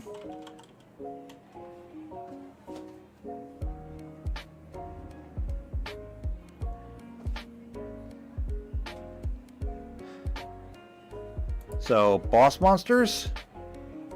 Yeah, sure, blue dragon, that works. And the dragon, according to the stats, has a space of 15 by 15.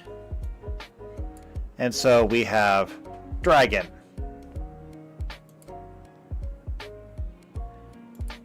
Actually, that's not even my favorite dragon. Is there like a better dragon on here?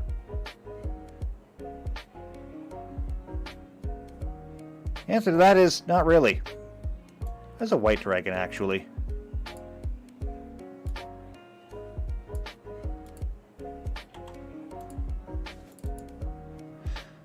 So we'll go ahead and make sure that that one is also assigned to me. We'll give it vision. Now, here's where this battle map is going to get interesting, though, because dragon cannot fit down there. It can't do it. Okay? Can't do it. Which means that if we had this character who is fighting the dragon, and dragon's like, "Arr!" then you can disappear down here, and the dragon can only look hungry at you. Of course, dragons also tend to have breath weapons, so, you know, maybe get out of the way.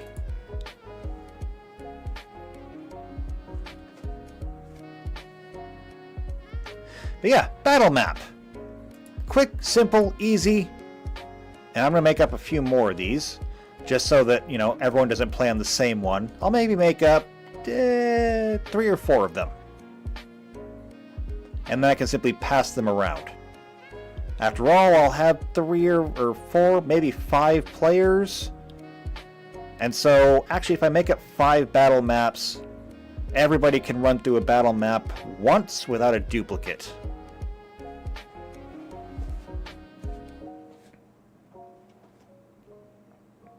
So that'll work out really well. So now the only thing I'm going to need is like a town map. So I'm going to want a new page. And I'm going to go ahead and call this a town. I'll just call that the town map. We're going to go ahead and make this 13 by 13.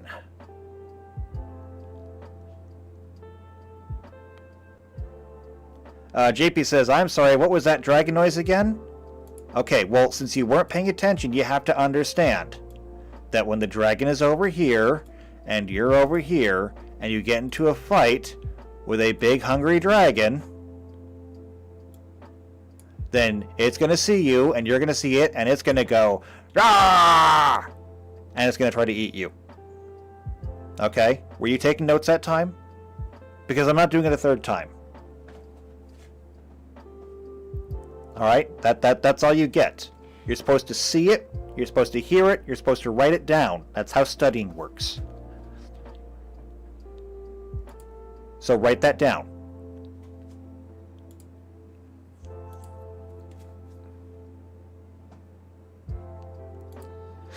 Okay, so town map. Here's what we're going to do. First things first, I'm going to change some colors. We'll go with the brown there. We'll go with the green there. Alright, now, as for the town.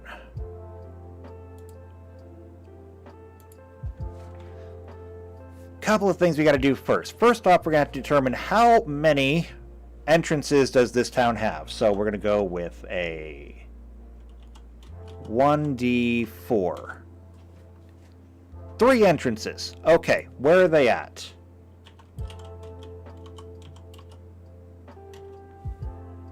I need no duplicates. That's a triplicate! That's a duplicate. That's a duplicate. Come on. There we go. 2, 4, and 3. And Jeffrey says, if it's reduced to rubble, then the dragon may be able to get to them. And yes, that is true. Because when we're talking about a big dragon, dragons tend to be very, very strong. And since we're talking about Pathfinder, equipment. Here we go. Damaging goods. Damaging objects. So, everything has a hardness to it. And we're talking about primarily wood. So, wood has a hardness of 5, which means that it gets a 5-point damage reduction on every attack.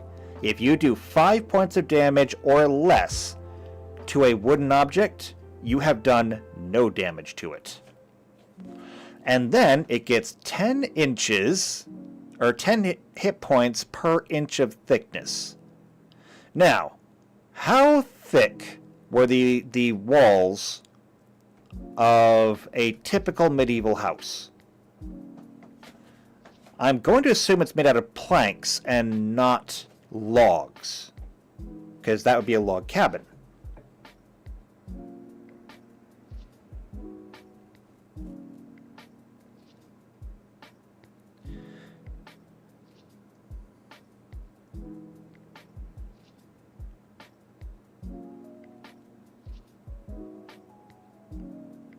So let's just take a look here. Medieval construction techniques.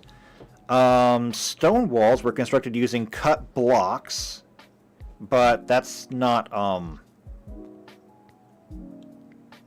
what a normal house would have been made of.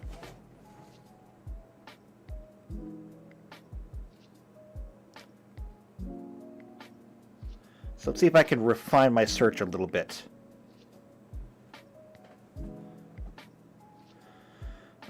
How were medieval houses constructed? Typically a framework for timber, then filling in the spaces with wattle, that is woven twigs that were then daubed in mud, which was then dried and made into a hard wall. So I was way off on that one. They're not even made out of wood. Actually, no, I knew this. Why did I not think of this? So, if the walls are made out of this wattle, it's essentially just mud with some sticks, which means that it's not even going to be wood quality. So it's not going to be paper, obviously.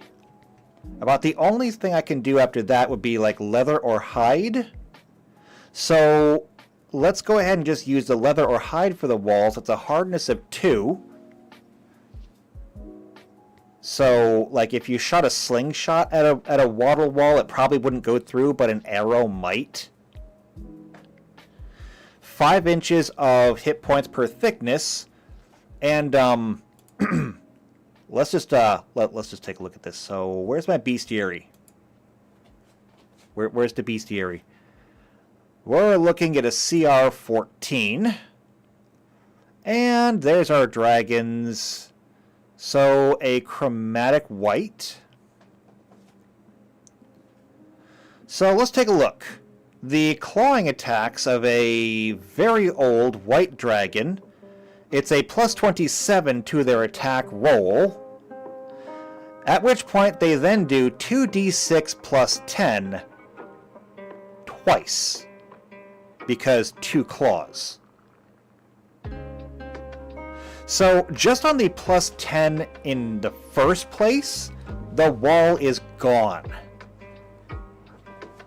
At which point, we're no longer talking about, can you break the wall? We're asking the question of, how much of the wall are you destroying? Which means that, yes, if the dragon wanted to just plow through the house, I think it could. Yeah. I think it could do that. Which means if you run down that alleyway, you may just see the dragon plowing through the alleyway and knocking down buildings on either side. Fun times! Okay. Now, as for our city here, 2, 4, and 3, which means the other place that does not have a wall, is going to be the top. Now, what kind of wall should we give this place? Stone? Let's go with a stone wall. Pen line.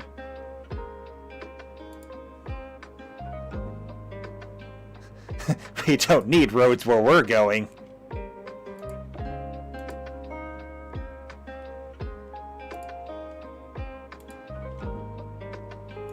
We'll make our own roads. Okay, so that'll be the northern wall.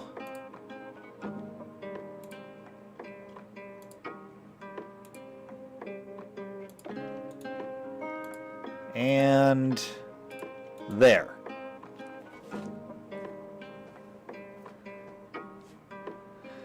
Okay, so that's going to be our walls. I'll pick a... Actually, no, I'm going to do this. Let's make those a darker color.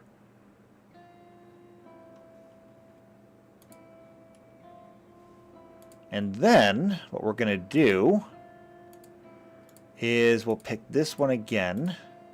Actually, no, I'm going to clear this one. And we'll leave it just the interior color. Because we're going to want...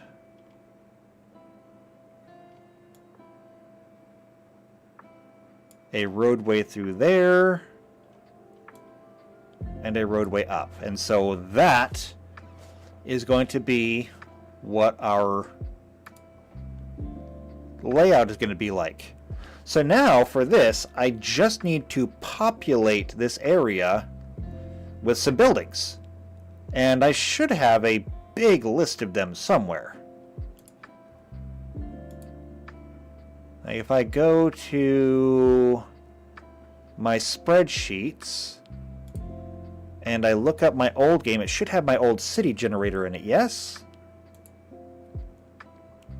Yes, here it is. Perfect. So this, and I may as well share this actually.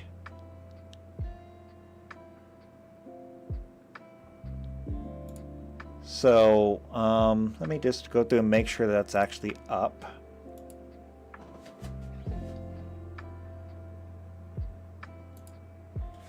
There we go.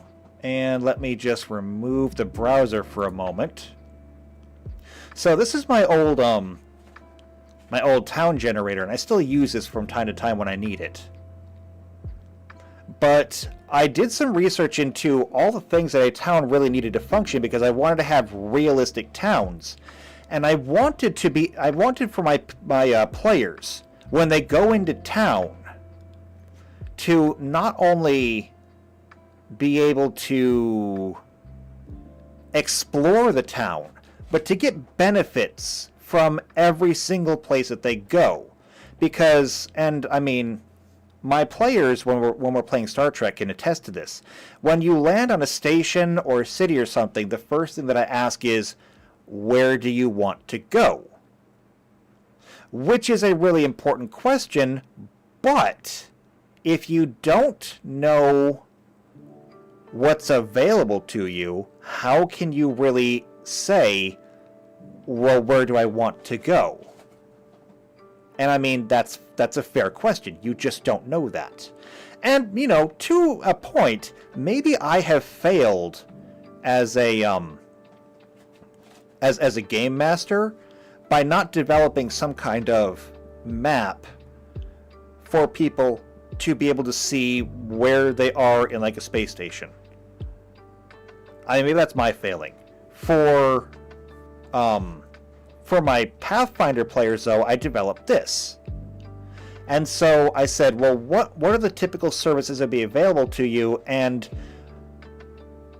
to a point, I'm going to bring up the browser here for just a minute. As a matter of fact, why don't I just go ahead and move this back up? Oops, nope, not that. Put that back. Let's move this up so I can show both at once. In Pathfinder, when you go to buy equipment, there's a lot here. So, adventuring gear, alchemical creations, animals and animal gear, books, paper, writing supplies, clothing containers, furniture, trade goods, vehicles, services, locks, keys, tools, and kits, religious items, toys and games, and technology. It is a little unreasonable to find all of those things in one place. And so I did my best to create a city where you could find all these things and even get bonuses for them. So, weapons, you need to go to a weaponsmith. Not just a blacksmith, but a weaponsmith. Because every blacksmith is going to have different focuses. For example, I've got a weaponsmith. I have an armorer. And then somewhere in here, I should have a blacksmith as well. Locksmith, governor...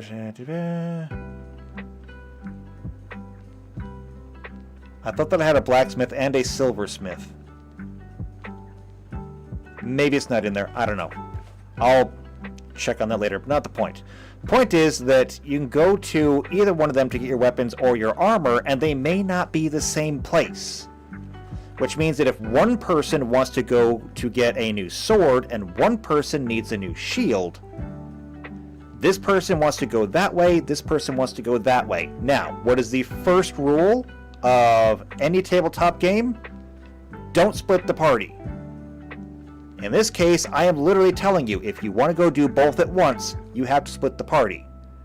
That means that you're wandering through the streets or the alleyways of this strange town that you've never been in before, that you don't fit in, by yourself, and you could be a target of any brigand or rogue that you happen to come across. Yes, you can get ambushed. It depends on the crime level, and since I'm here, I mean, I can show my cities, city generators. Here's my cities. This is my city spreadsheet. So, I mean, just to take an example of some of these, Aramoth here. So, Aramoth has a population of about 900.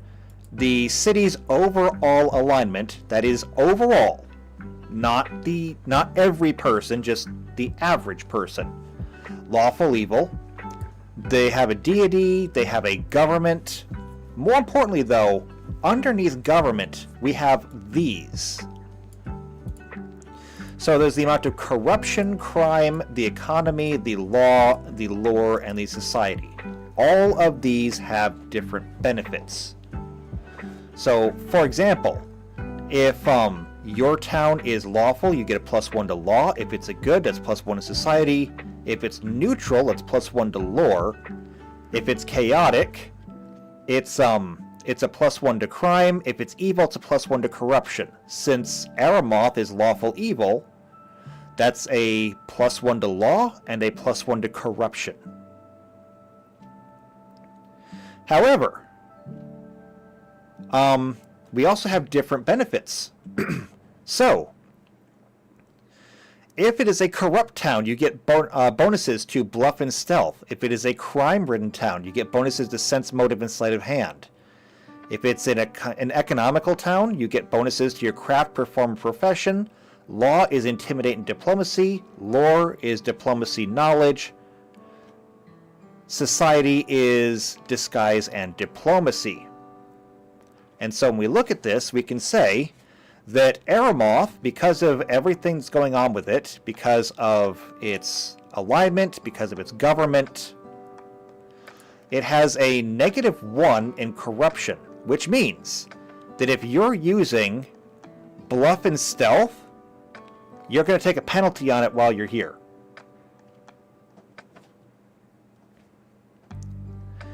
However, economy, or no, crime. Crime is a +1.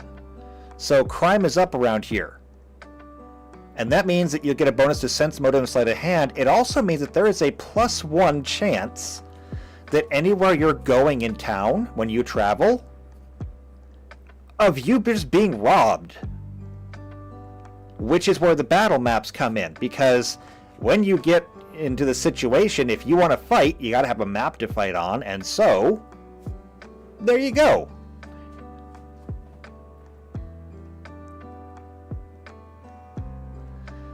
So yeah, when it comes to like crime, Corin has a +1 for crime.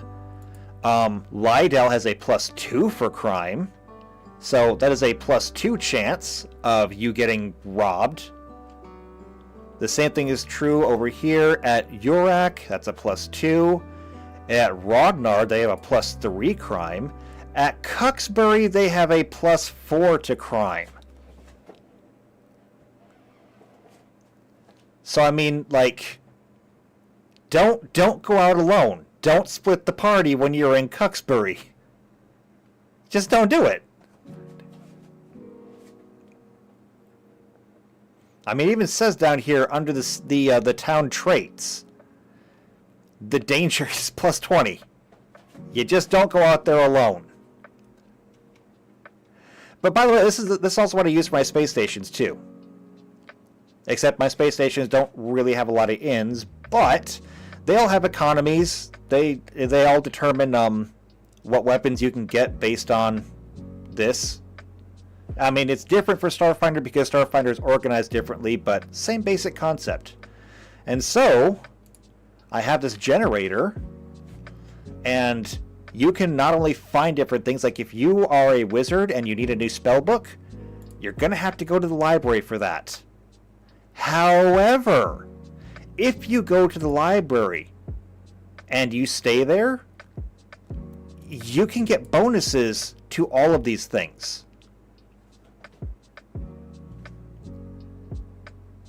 Which is just great because it gives you a reason to go to the library and do research. Which is something that I do try to encourage my players to do. Learn things. Do knowledge checks. Do profession checks. Do culture checks. Do all of these things to try and learn as much as you can.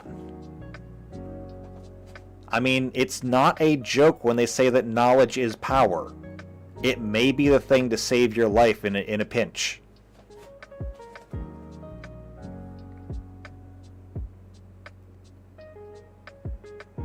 So yeah, I am going to have to use this to make up the town map here, just to fill in all the brown areas here. Obviously, you can't put anything in the middle of the road, but I can put in something everywhere else, which may mean I actually have to generate all the stats for the town too.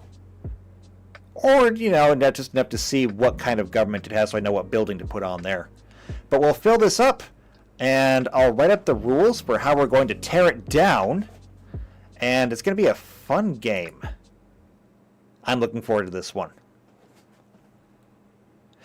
Anyway, though, as much fun as this is, I am out of time for today. So I'm going to have to leave it off here. I hope you enjoyed it, though. I enjoyed this. This was this was a good time. I got to show off some things that I don't usually get to show off. And even have some discussions I don't usually get to have. Tomorrow, of course, is going to be the regular tabletop stream. And we're going to be hopefully finishing up Warhammer 40k. Because with Psychers done, all we really need is a travel system made. I don't expect it to take too long, although those have been my famous last words before. But either way, even if I have to go a little bit long, I'm finishing 40k tomorrow. I'm going to be gone for a couple of weeks again, because I'm just not going to be home. Again, I can refer you back to my hiatus video that I did at the beginning of October, where I detailed what times I'll be gone and what times I'll be back. So, yeah, I'm going to finish up Warhammer 40k tomorrow, that way it's not lingering, and when I get back, we'll be able to start an entirely new module, which I've already picked out and I'm already preparing for. So look forward to that. That being said, if you're enjoying this and you want to see more of it, then subscribe to the channel, hit the bell icon, that way you get notified every time these videos come out. If you know somebody else who is into, well, in this case, just tabletop games in general, if they have an interest, then share this video with them. But if you just like me and you like what I do, leave a like on the video, leave a comment down below with, any thoughts or feelings you might have.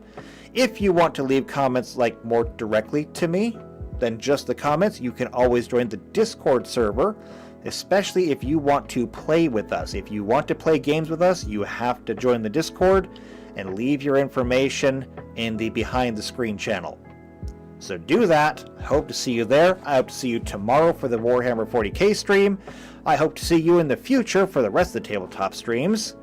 And until then, take care.